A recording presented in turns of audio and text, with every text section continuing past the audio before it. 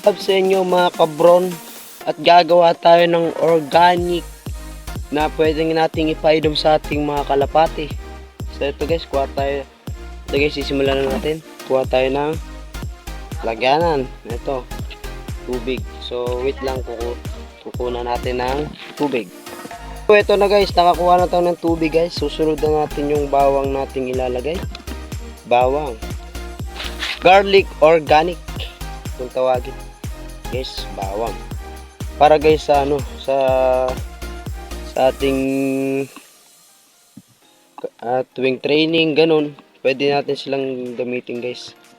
Lalo na pagka sa hagisan tayo ng malayo guys. Ayan.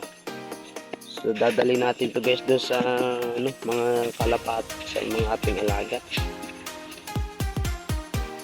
Ito guys. So talika na guys. Punta na tayo. So guys, nandito na tayo sa ating kulungan. So ilalagay na natin dito. Ito na guys yung ating organic na iinumin ng ating mga kalapati.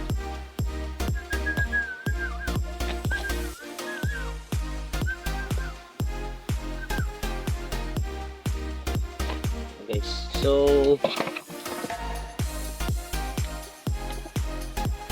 titingnan natin guys mamaya kung iinom sila. So ito guys, may piplex lang pala tayo sa guys sa ating bagong alaga guys na si Tatang. So ito na guys ang ating bagong alaga na si Tatang. Sobrang tanda niya na guys. Borga na yung ilong niya guys. Ito pala guys ang lahi niya, Vandenbroek guys.